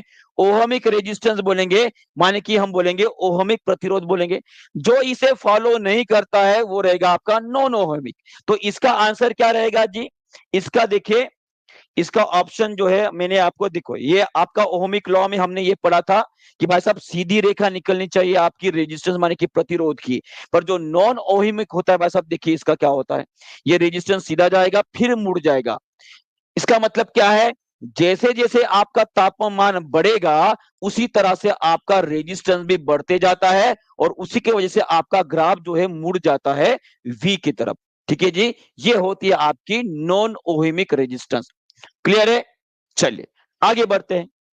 नेक्स्ट क्वेश्चन आप सभी के लिए रहा, store house of the malaria. देखिए मलेरिया के बारे में हमने पढ़ा था, और आपको यह भी बताया था कि मलेरिया की जो परजीवी होते हैं भाई साहब, वो कहां पे रहते हैं जी? वो रहते हैं आपके लीवर के ऊपर अटैक करते हैं। किसके ऊपर? लीवर के ऊपर अटैक करते हैं, ये भी हमने पढ़ा है, बराबर है। और लीवर में भाई साहब मलेरिया के परजीवी जमा हो जाते हैं, और ये किसके ऊपर अटैक करते हैं? ये अटैक करते हैं आपकी आरबीसी के ऊपर, जिसे हम लाल रक्त कोशिकाएं बोलते हैं, बराबर है। आरबीसी के ऊपर अटैक करेंगे, उसको खाएंगे, और उसी के वजह से मलेरिया में आपको ठंड लगती है। ठंड लग के भाई साहब बुखार आता है। क्यों? क्योंकि आपकी आरबीसी कम हो जाती है, और आरबीसी कम हो गई मतलब हीमोग्लोबिन कम हो गया, और हीमोग्लोबिन कम हो गया मतलब ऑक्सीजन कम हो गया। और अगर हमारे शरीर में ऑक्सीजन कम हो जाएगा, इसका मतलब क्या है? हमारे शरीर में ऊर्जा कम बनेगी, और हमें ठंड लगने लगेगी। क्लियर हो गया है? क्लियर हो गया है? बहुत बढ़िया। चलिए ये देखिए, ये डायग्राम मैंने एक्सप्लेन की थी, लीवर में जमा होते पैरासाइट आपके मच्छर के, ठीक है। चलिए ये, और मलेरिया के बारे में देखिए, तो मलेरिया किसके वजह से होता है जी? ये होता है आपका प्रोटोजोआ के वजह से, और उसका नाम क्या है? Plasmodium vivax. सभी लोग कमेंट बॉक्स में लिखेंगे, सभी लोग कमेंट बॉक्स में लिखेंगे, इसका होता है प्लाज्मोडियम, प्लाज्मोडियम विवेक्स नाम का जो प्रोटोजोआ होता है भाई साहब, परजीवी होता है, उसके वजह से उसके वजह से आपको मलेरिया होता है। और ये भाई साहब लीवर के ऊपर अटैक करता है, वहां पे जाके जमा हो जाता है, और उसकी दवाई भी आपको मैंने बताई थी, क्यूनिन और क्लोरोक्विनिन। क्लियर है? सभी लोग मुझे बताएंगे, अगर आपको याद आ रहा है, ये क्यूनिन नाम की जो भाई साहब औषधि है, ये कौन से पौधे से मिलती है? चलिए, क्यूनिन नाम की जो औषधि होती है, जो मलेरिया के ऊपर काम करती है, वो कौन से पौधे से हमें मिलती है? चलिए बताइए, देखते हैं इसका आंसर कौन करता है। सभी लोग इसका आंसर करेंगे, जिसका आंसर क्या रहेगा? चलिए बताइए। बहुत बढ़िया, बहुत बढ़िया दीपा जी। देखिए दीपा जी को पूरा याद है, उन्होंने आंसर भी इतने गम भरे माहौल में सभी उन्होंने आंसर दे दिया है, सिंकोना। सिंकोना नाम का जो पौधा है भाई साहब, उससे हम मलेरिया की औषधि बना सकते हैं, क्विनिन नाम की। बहुत बढ़िया, बहुत बढ़िया। चलिए आगे बढ़ते हैं, और इसकी वैक्सीन भी आपको याद रखनी है। भलाई साइंस में ना पूछी जाए, पर हो सकता है कि आपके जीएस में जो जनरल नॉलेज के क्वेश्चन आते हैं भाई साहब, वहां पे पूछा जाए, तो इसका आंसर आपका मॉस्क्यूरेक्स रहेगा। मॉस्क्यूरेक्स ये पहली है वैक्सीन, किसके ऊपर की जी? मलेरिया के ऊपर की। क्लियर है? क्लियर है? बहुत बढ़िया। चलिए आगे बढ़ते हैं। ये मच्छर की वजह से होने वाले पूरी की पूरी डिसीज चार्ट भी है, ये भी आपको याद रखना है। ये चार्ट मैं टेलीग्राम चैनल के भी ऊपर डाल दिया था, ठीक है। जो बच्चा टेलीग्राम चैनल को ज्वाइन कर चुका है, उनको सभी को पता है। चलिए बताइए, बल्ब जो होते हैं भाई साहब, जो रास्ते पे लगाए देते हैं भाई साहब, वो किस तरह से जुड़े हुए होते हैं? उनका जोड़ क्या होता है? उनका कनेक्शन किस तरह से होता है? चलिए बताइए, इसका आंसर क्या रहेगा? तुम्हें जी, अगर आपको तैयारी करनी है 4.0 की जबरदस्त तरीके से, जैसे कि मैंने आपको बोला है 50% ऑफर चल रहा है, और साथ में अगर बीपीएससी टीआरई 4.0 में आप टॉप 100 में आ रहे हो, तो भाई साहब आपकी पूरी की पूरी फीस वापस कर देंगे, और साथ में आपको और भी गिफ्ट मिलने वाले टीचिंग परीक्षा की ओर से। ये लालच नहीं है, ये आपको मोटिवेट करने की तैयारी कर रहे हैं। जब तक कुछ मिलता नहीं भाई साहब, आप बताओ तैयारी क्यों कर रहे हो? क्योंकि आपका जीवन जो है आने वाला, जो आगे जीवन आने वाला है, वो सुखी रहे, अच्छा बीते, कोई टेंशन ना रहे, इसी के लिए तैयारी करे हो। माने कि वहां पे तो कुछ ना कुछ लालच छुपा है, हमें पता है भाई साहब, इसी के लिए हमने ये दे दिया है कि करो तैयारी अभी। कम से कम वहां से नहीं तो कम से कम यहां से मोटिवेशन आ जाएगा आप सभी को। जी बिल्कुल। चलिए आंसर करेंगे इसका। आंसर क्या था इसका बताओ? इसका रहेगा आपका पैरेलल। सभी ने इसका आंसर कर दिया है, पैरेलल, माने कि समांतर क्रम में रहेंगे। कैसे रहेंगे? समांतर क्रम में रहता है, बराबर है। चलिए सब कुछ पढ़ा देंगे, थ्योरी भी रहेंगी, न्यूमेरिकल रहेंगे, सभी कुछ रहता है। सिर्फ थ्योरी थोड़ी पढ़ेंगे वहां पे भाई साहब, ठीक है। जी जी बिल्कुल एक्सप्लेन कर देंगे जी। चलिए इसका आंसर क्या रहेगा? सभी ने टिक कर दिया है, पैरेलल में रहते हैं। क्योंकि पैरेलल में क्यों होता है, देखिए एक छोटा सा एग्जांपल यहाँ पे मैंने दिया है। देखिए ये बैटरी से जुड़ा हुआ डायरेक्टली एक आपको बल्ब दिखाई दे रहा है, उसकी रोशनी की तरफ आप ध्यान दीजिए, रोशनी देखिए कैसे उज्जवल दिखाई दे रही है यहाँ पे। वही अगर उसको भाई साहब दो बल्ब लगा दूं, ये कैसे लगे? सीरीज में लगे हैं, बराबर है। उसकी रोशनी देखिए कितनी कम है, और यही अगर मैंने पैरेलल में लगा दिया भाई साहब, उसकी रोशनी देखिए कितनी ज्यादा है। तो ये एक रीजन होता है कि जो हमारे घर में जो हम बिजली इस्तेमाल करते हैं, और हमारे घर के जो सभी के सभी डिवाइसेस लगे होते हैं, वो भी समांतर जुड़े हुए होते हैं, पैरेलल में जुड़े होते हैं। ये भी आपको याद रखना है। क्लियर है जी? क्लियर हो गया सभी को? चलिए आगे बढ़ते हैं। नेक्स्ट क्वेश्चन आप सभी के लिए, देखिए इसका आंसर कौन करता है। चलिए इसका आंसर करेंगे सभी लोग। 9 to 10 का कट ऑफ कम जाएगा, मैं आपको बता रहा हूं। 6 to 8 वाला कट ऑफ जो है वो ज्यादा जाने वाला है। 6 to 8 वाला कट ऑफ ज्यादा जाएगा, मैं फिर से बता रहा हूँ, 6 to 8 का कट ऑफ जो है वो ज्यादा जाने वाला है, और 1 to 5 का कट ऑफ जो है भाई साहब वो कम आने वाला है। और उसके साथ साथ 9 to 10 का कट ऑफ भी आपका कम आएगा, ठीक है, ज्यादा जाएगा, ये ध्यान में रखियो। ये ध्यान में रखियो मैंने क्या बोला था। जी, बहुत बढ़िया। चलिए, देखिए कट ऑफ का अंदेशा मैं नहीं लगा सकता हूँ, जब कट ऑफ आएगा उस टाइम पे तो आपको दिख ही जाएगा। पर बस इतना बता सकता हूँ कि किसका ज्यादा और किसका कम लग सकता है। जी बिल्कुल, इसका आंसर कर दिया जी। इसका भी आंसर आपका सीरीज रहेगा, क्या रहेगा? समांतर परिपथ, जिसे हम, जी हाँ, पैरेलल सर्किट रहेगा। ठीक है, चलिए नेक्स्ट क्वेश्चन आप सभी के लिए ये रहा। बताएंगे, which of the following body parts control the balance of the body. इसका जो क्वेश्चन का आंसर है, मैंने देते हुए उस टाइम पे शायद मेरे से गड़बड़ी हो गई थी, पर इसका आंसर जब एक बच्चे ने मुझे टैग करके लिखा था, ठीक है, कि सर कान जो है वो भी मदद करता है आपके बॉडी बैलेंस को। ठीक है, उसको शायद मैंने उस टाइम पे हंसी में ले लिया था, पर उसे मैं सॉरी बोलना चाहूंगा, क्योंकि जब मैंने एनसीईआरटी पूरी छान मारी भाई साहब, तो 10वीं के एनसीईआरटी में आपको लिखा है कि हमारे कान जो है भाई साहब, ये भी बॉडी बैलेंस के लिए मदद करते हैं। ये भी आपके बॉडी बैलेंस के लिए मदद करते हैं। और आपका ये क्वेश्चन तो मैंने जैसे कि वैसा टेलीग्राम के ऊपर डाल दिया था, माने कि इसका आंसर आपका ए और बी, माने कि आपका आंसर ऑप्शन नंबर डी था। ऑप्शन नंबर डी था। जी हाँ, कान भी मदद करते हैं। मैं उस बच्चे से एक्सट्रीमली सॉरी बोलना चाहूंगा कि उस बच्चे ने मैंने मुझे बताया था कि सर कान भी मदद करता है। जी हाँ, और एनसीईआरटी के 10वीं में दिया भी है। जी बहुत बढ़िया, निकी कुमार जी वो मेरा सही है। बहुत बहुत कॉन्ग्रेचुलेशन आप सभी का। ठीक है, चलिए आगे बढ़ते हैं जी, आगे बढ़ते हैं। नेक्स्ट क्वेश्चन आप सभी के लिए, ये जैसे कि वैसा मैंने क्वेश्चन डाल दिया है, इसका भी आंसर बता देंगे सभी लोग, इसका आंसर क्या रहेगा। चलिए, ब्रेन के जितने भी पार्ट्स है भाई साहब, वो सभी के सभी हमारे लिए बड़े ही महत्वपूर्ण है। आपको बता दूंगा, इसके ऊपर क्वेश्चन हर साल आता है और आता रहेगा। ब्रेन के जितने भी पार्ट्स है भाई साहब, सभी के सभी हमारे इंपॉर्टेंट रहेगा।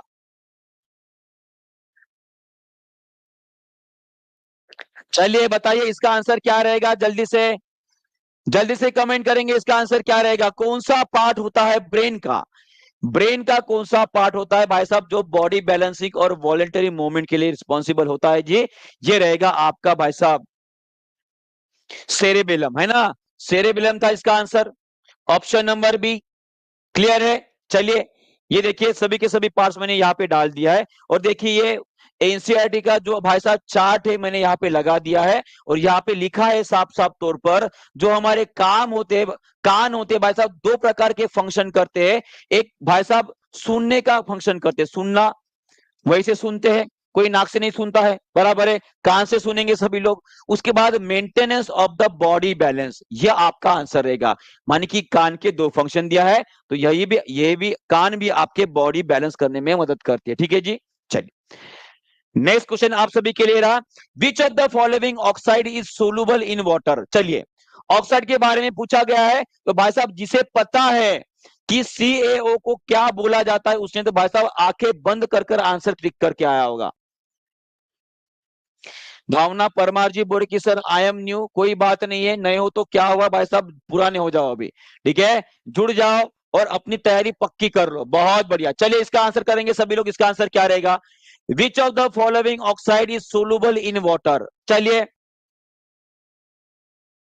बहुत बढ़िया, इसका आंसर भाई साहब सी किया होगा सभी ने, तो सभी का करेक्ट रहेगा। इसका CaO, चूना, है ना जी?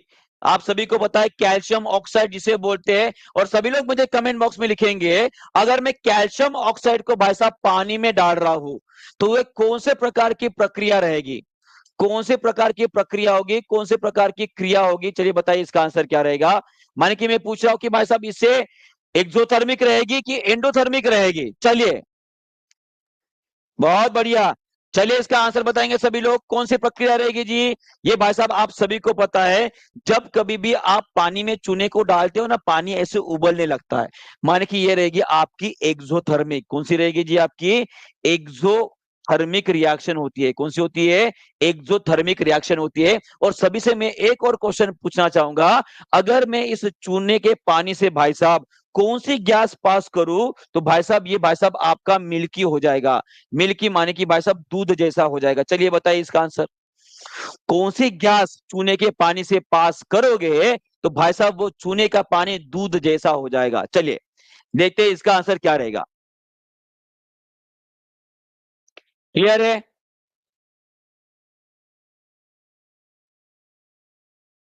सभी लोग आंसर करेंगे इसका? बहुत बढ़िया। इसका आंसर रहेगा CO2 और सभी लोगों ने सही उत्तर दिया है। इसका कौन सी गैस रहेगी जी? CO2 रहेगी। यह आने वाली एग्जामिनेशन में आपके लिए इंपॉर्टेंट रहेगी। क्लियर है? चलिए, बहुत बढ़िया। नेक्स्ट क्वेश्चन बताएंगे इसका आंसर। बताइए, किसी भी वस्तु को अगर स्थिर वेग पर रखना है भाई साहब, तो उसके लिए आवश्यक बल कौन सा रहेगा? चलिए बताइए इसका आंसर सभी ने क्या किया है।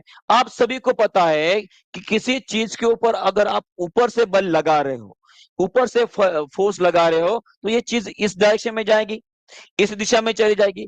इस दिशा में लगा रहे हो फोर्स, तो भाई साहब इस दिशा में चली जाएगी। कहने का मतलब क्या है? जिस दिशा में आप बल लगाओगे, जो वस्तु है उसी दिशा में हो लेगी। माने कि अगर भाई साहब उसे कंटिन्यूस चलना है, तो भाई साहब उसी दिशा में नेट फोर्स लगना चाहिए। तो आपका आंसर रहेगा आपका शुद्ध बल, जिसे हम ट्रू फोर्स भी बोलते हैं। ट्रू फोर्स बोलते हैं या भाई साहब नेट फोर्स बोलते हैं। ये भी आपको याद रखना है। क्लियर है? चलिए, बहुत बढ़िया। और बताएंगे सभी लोग ये भाई साहब कौन सा नियम है? ये कौन सा नियम है न्यूटन का? न्यूटन का गति का कौन सा नियम है? चलिए सभी लोग बताएंगे कौन सा नियम है। कोई चीज अगर भाई साहब चल रही है तो चलती ही रहेगी, कोई चीज अगर बैठी है तो भाई साहब बैठी ही रहेगी। कौन सा नियम है न्यूटन का? बताओ, जल्दी जल्दी आंसर करेंगे सभी लोग। बहुत बढ़िया। जिसे बोलते हैं हम लॉ ऑफ इनर्शिया। क्या बोलते हैं? लॉ ऑफ इनर्शिया बोलते हैं, माने कि जड़त्व का नियम बोलते हैं। क्या बोलते हैं? जड़त्व का नियम बोलते हैं। और इस जड़त्व के नियम को भाई साहब हम फर्स्ट लॉ बोलते हैं, पहला नियम। भाई साहब कौन सा नियम? पहला नियम। बहुत बढ़िया। अब देखिए कंटिन्यूस आया है क्वेश्चन, पहले नियम पे और दूसरे नियम पे भी क्वेश्चन आया है, बराबर है। अब आपके लिए जो तीसरा नियम है भाई साहब वो इंपॉर्टेंट रहेगा। तो सभी लोग मुझे बताएंगे जो न्यूटन का तीसरा नियम है, जो न्यूटन का तीसरा नियम है, वो नियम बताएंगे वह सब उस नियम में उसने क्या बोला है। चलिए बताइए सभी लोग, इसका आंसर करेंगे सभी लोग। जो न्यूटन का तीसरा नियम है भाई साहब, उसका स्टेटमेंट क्या है? इसमें बोलते हैं हम every action there is a equal and opposite reaction. Action और रिएक्शन, एक्शन और रिएक्शन मिलता है वहां पे, ठीक है। जितना ज्यादा फोर्स लगाओगे भाई साहब उतना ही फोर्स आप पे भी लगेगा। ये बोलते हैं आपके न्यूटन बाबा जी, न्यूटन बाबा जी, ठीक है। चलिए ये देखिए मैंने क्वेश्चन लिया था, अब छोड़ दो, कितना पढ़ाऊंगा कितना प्रूफ डालूंगा। हाँ चलिए बताइए इसका आंसर बताएंगे। असंतृप्त हाइड्रोकार्बन जिसे हम बोलते हैं, बताओ इसका आंसर क्या रहेगा? इसका आंसर क्या रहेगा? असंतृप्त हाइड्रोकार्बन।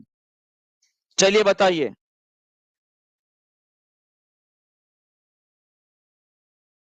जिसे हम बोलते हैं अनसैचुरेटेड, अनसैचुरेटेड हाइड्रोकार्बन बोलते हैं, हाइड्रोकार्बन बोलते हैं। उसके बारे में पूछा गया है। और आप सभी को पता है भाई साहब, सैचुरेटेड और अनसैचुरेटेड हाइड्रोकार्बन, सैचुरेटेड और अनसैचुरेटेड हाइड्रोकार्बन के बारे में हमने पढ़ा था। इसमें क्या होता है? इसमें होता है आपका सिंगल बॉन्ड होता है। कैसे होता है? सिंगल बॉन्ड होता है। और जिसमें भाई साहब डबल, डबल और ट्रिपल बॉन्ड रहेगा, वो सभी के सभी आपके अनसैचुरेटेड माने कि असंतृप्त हाइड्रोकार्बन होते हैं, बराबर है। और इसमें अगर देखोगे भाई साहब मीथेन, आप सभी को पता है भाई साहब ये सिंगल बॉन्ड से जुड़ा होता है। इथिन, इथेन की बात करूंगा तो भाई साहब ये भी आपके सिंगल बॉन्ड से जुड़ा होता है इस तरह से, बराबर है। और इथिन की बात करूंगा तो भाई साहब ये कार्बन कार्बन में डबल बॉन्ड होता है, कार्बन कार्बन में डबल बॉन्ड होता है। ये आपका इथिन माने कि असंतृप्त हाइड्रोकार्बन जिसे हम अनसैचुरेटेड हाइड्रोकार्बन बोलते हैं, उसका आंसर आपका सी रहेगा, ठीक है। अब किसी किसी का जो है भाई साहब पेपर से अलग हो सकता है, पर आंसर बता रहा हूं इस पे, इथिन आपका आंसर रहेगा। क्या रहेगा? इथिन रहेगा। क्लियर है?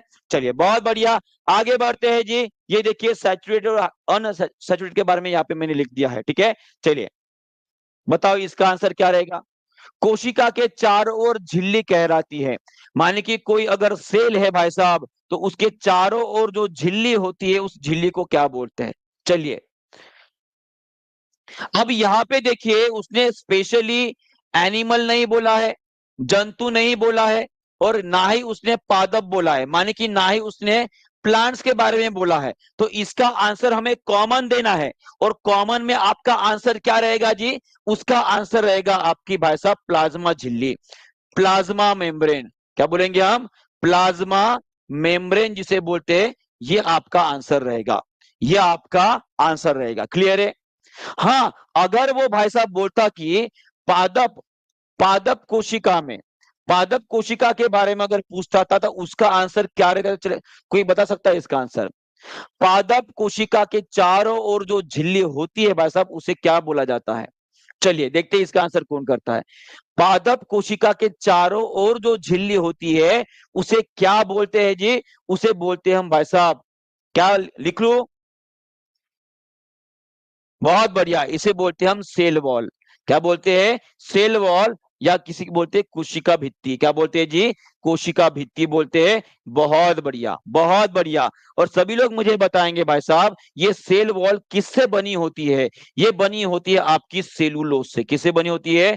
सेलुलोज से बनी होती है, ये भी आपको याद रखना है। क्लियर है जी?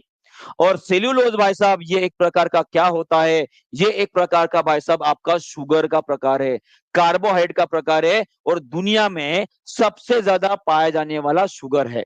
कौन सा? सेल्यूलोज। क्लियर है? चलिए बहुत बढ़िया। ये देखिए मैंने उसके बारे में भी पढ़ाया था। क्या बताओ अभी? हाँ बताइए इसका answer. What is the study of inheritance of the trait in a human called? चलिए इसका भी आंसर कर देंगे। वंशागति के अध्ययन को, जो विज्ञान होता है हमारा, शाखा होती है विज्ञान की, उसे हम क्या बोलते हैं? फास्ट।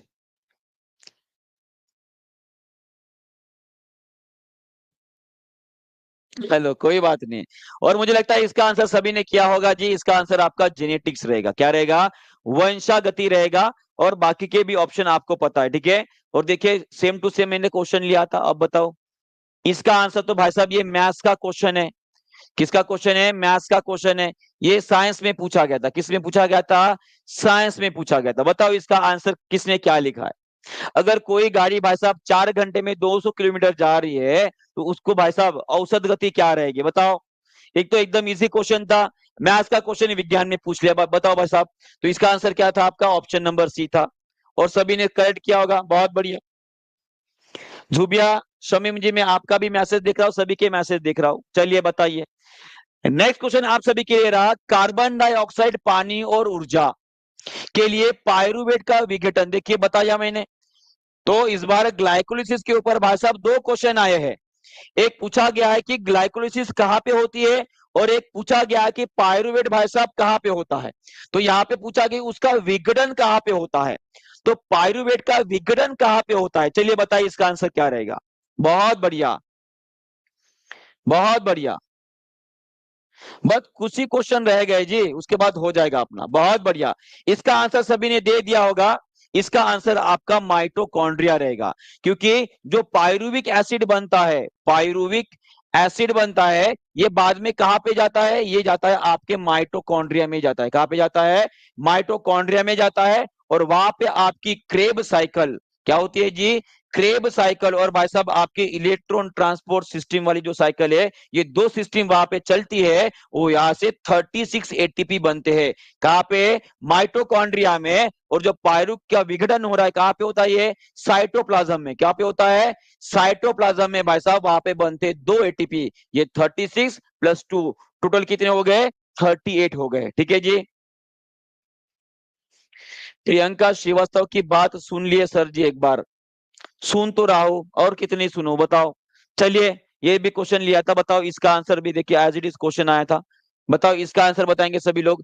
द्रव्यमान नगण्य होता है, तो एकदम बच्चों वाला क्वेश्चन था।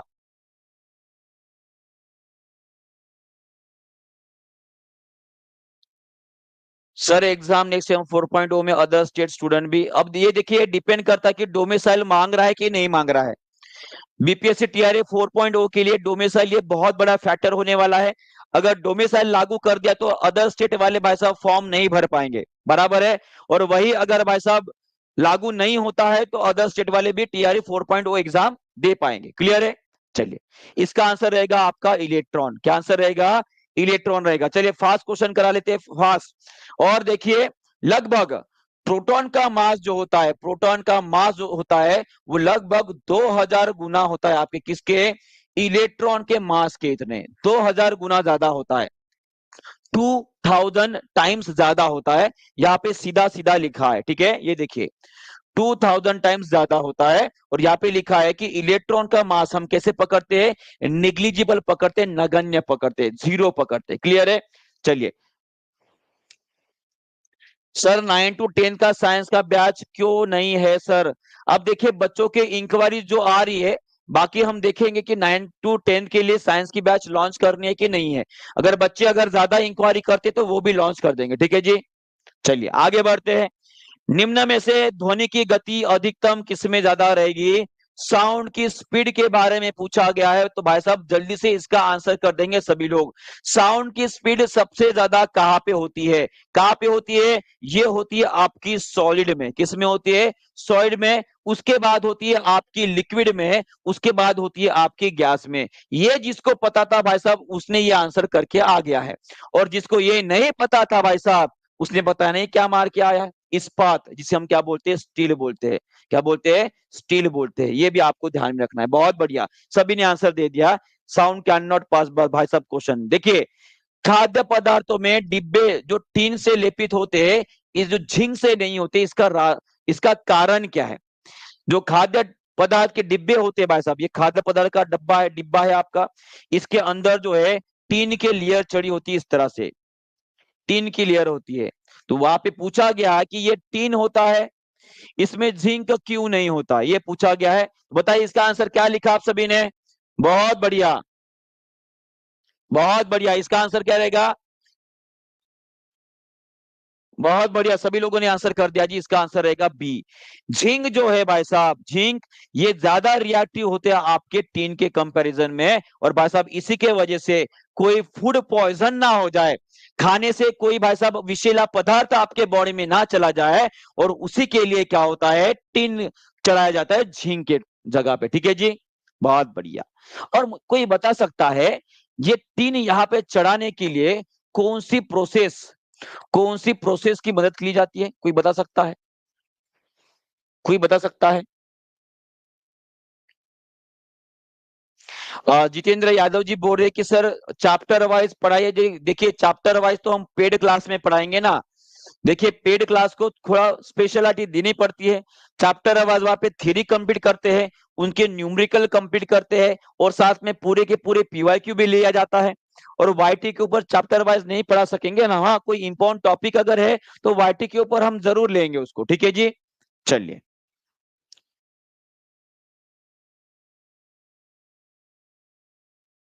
प्रियंका श्रीवास्तव जी बोल रहे कि सर मुझे क्लास खरीदना है पर मेरे पास पैसे की कमी है। अब देखिए अगर आपको कोई प्रॉब्लम है तो आप जरूर हमारी टीचिंग परीक्षा की टेक्निकल टीम को कॉल कीजिएगा। वो आपका कॉल जो है हम दानिश सर के कानों तक जरूर पहुंचाएंगे। और आपने देखा भी होगा कोई दिव्यांग अगर है, कोई अपंग है जो ठीक से चल नहीं पाता है, बोल नहीं पाता है, उसमें कोई भी दिव्यांगता अगर है तो हमने देखा है कि 50% ऑफर वैसे भी चल रहा है, तो उसको एक्स्ट्रा ऑफर भी हम दे रहे हैं। लगभग 70 से 80% माने कि कौड़ियों के भाव में भाई साहब उनके लिए हम कोर्स दे रहे हैं, ठीक है।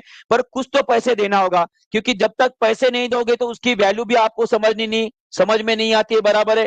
अगर किसी को सच में प्रॉब्लम है पैसे का तो आप जरूर कॉल कीजिएगा, आपकी बात हम जरूर दानिश सर के पास पहुंचाएंगे, ठीक है जी। चलिए जी बिल्कुल दे देंगे जी, बिल्कुल दे देंगे। चलिए नेक्स्ट क्वेश्चन आप सब देखिए, ये भी question as same to same, कोई भी डिफरेंस नहीं। अब बताओ कितने प्रूफ डालू, और कितने प्रूफ डालो? बाकी बाकी इंस्टीट्यूट वाले बोलेंगे कि सर क्या फेंक रहे हो। ऐसे ही कुछ कमेंट भी मैंने देखे थे, ठीक है, कमेंट भी देखे थे। मैं आप कैसे बताओ उनको कि भाई साहब मैंने पढ़ाया है, और पढ़ाया ही पूरे एग्जामिनेशन में आया है। बस कुछ 3-4 क्वेश्चन अगर छोड़ दिए भाई साहब जो एज इट इज नहीं, पर किसी दूसरे फॉर्म में पूछा गया है। क्लियर है? चलिए आगे बढ़ते हैं। ये भी हो गया। रिएक्टिविटी सीरीज आपको बोला कि इसकी बहुत ज्यादा इंपॉर्टेंट रहेगा।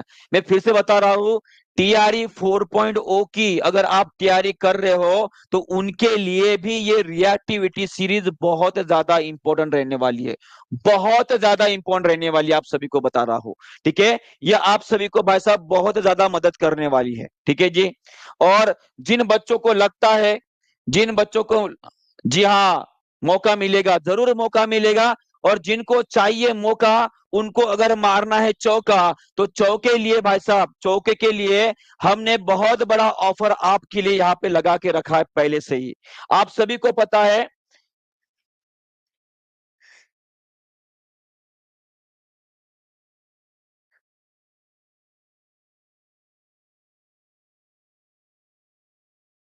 कहा गया ऑफर, दिखाई भी, हाँ ये देखिए, आपको बोला भी है मैंने कि बहुत बड़ा ऑफर हमारी टीचिंग परीक्षा में चल रहा है। और ये ऑफर इसीलिए हम दे रहे हैं क्योंकि कुछ बच्चों ने भाई साहब इंक्वायरी ऐसे की थी कि भाई साहब सर आपने सब कुछ पढ़ाया था, सब कुछ आ भी रहा था, पर किसी की ट्रेन की लेट की वजह से उनका ब्रेन ठीक से काम नहीं कर पाया और उसकी वजह से जो आते हुए क्वेश्चन भी इजी वाले उन्होंने गलत कर दिया। तो उन बच्चों का भी फायदा हो जाएगा और कुछ नए बच्चे जो जुड़ना चाहेंगे हमारी टीचिंग परीक्षा के साथ वो भी जुड़ पाएंगे। माने कि किसी के साथ भी भेदभाव नहीं, बराबर है, सबको सही का मौका। 50% ऑफर चल रहा है गुरु पूर्णिमा के दिन, तो भाई साहब जल्दी से अपने खुद को एनरोल कर लो साथ में। उसके लिए भाई साहब देखिए, पूरी की पूरी 100% फीस वापस कर देंगे अगर वो टॉप 100 में आता है। किस में आता है? टॉप 100 में आता है। और टॉप 100 में लाने का काम हम करेंगे। हम पर अगर आपको विश्वास है तो जल्दी से एनरोल कर लीजिए। और मैं बोल रहा हूं कि टॉप 100 में लाने की पूरी मेहनत हम करेंगे। बस आपको रेगुलर क्लास करना है और जो आपके लिए रेगुलर टेस्ट होती है, जो रेगुलर आपकी भाई साहब रिवीजन होती है, वो अगर आप कर लोगे तो टॉप 100 में आने से आपको कोई भी नहीं रोकेगा। क्लियर है? क्लियर है? तो जल्दी से मौका क्रैप कर लो, साथ में आपको लैपटॉप भी मिलने वाला है। बच्चा होगा, बच्ची होगी भाई साहब, और कोई भी प्रॉब्लम अगर है भाई साहब तो तुरंत आपके स्क्रीन के ऊपर जो नंबर आ रहा है 9697 888 444 वाला, या 7611 101 101 इसके ऊपर कॉल कर दो। आपका पूरा का पूरा भाई साहब हमने इंतजाम यहीं पे करके रख दिया। ठीक है जी, क्लियर है? ठीक है, तो चलिए देखते हैं, थोड़ा सा समय हो गया है तो बाकी के बचे हुए क्वेश्चन जो है मैं कल करवाऊंगा। ठीक है, और सभी लोगों को जो हमारा नोटिफिकेशन होता है यूट्यूब का भाई साहब, वहां पे कौन सी क्लास होने वाली है, कौन सी क्लास नहीं होने वाली है, कितना फीस है, प्लीज बताइए। ये फीस के बारे में बताइए, आपको टेक्निकल टीम बताएंगे भाई साहब, आप कॉल कीजिएगा, पूरी की पूरी फीस स्ट्रक्चर आपको बता देंगे। ठीक है जी, चलेगा?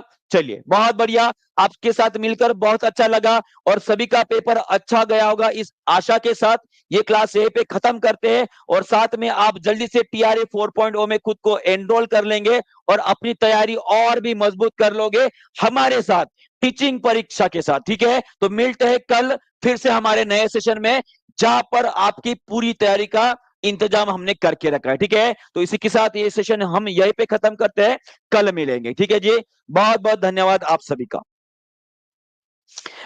और जल्दी से एनरोल कर लो, मौका नहीं मिलने वाला है, इसके बाद तो चला गया है वो। ठीक है, चलिए।